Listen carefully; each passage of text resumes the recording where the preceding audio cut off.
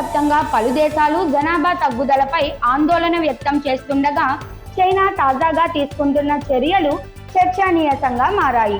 జనాభా వృద్ధి రేటు తగ్గిపోవడంతో మూడో బిడ్డకు జన్మనిచ్చే కుటుంబాలకు 12 లక్షల ఆర్థిక సాయం ఇవ్వాలనే ప్రతిపాదన చర్చలో ఉంది.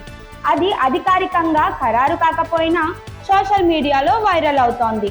ఒకప్పుడు ఒక బిడ్డ విధానాన్ని కఠినంగా అమలు చేసిన చైనా ఇప్పుడు వృద్ధ జనాభా పెరుగుతోందని గ్రహించి కొత్త ప్రోత్సాహకాలతో ముందుకొస్తోంది. 60 ఏళ్లు పైబడిన వారు ఇప్పటి జనాభాలో 22% ఉండగా 2035 నాటికి ఇది మరింత పెరిగే అవకాశం ఉంది.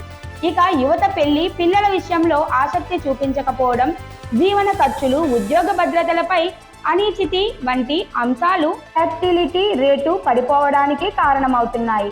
చైనా పదవి విరమణ వయసును పెంచినా దీన్ని నిపుణులు తాత్కాలిక పరిష్కారంగా మాత్రమే చూస్తున్నారు. ఇండియాలో 2023 నాటికి జనాభా చైనాను అధిగమించి 1.45 బిలియన్లకు చేరింది.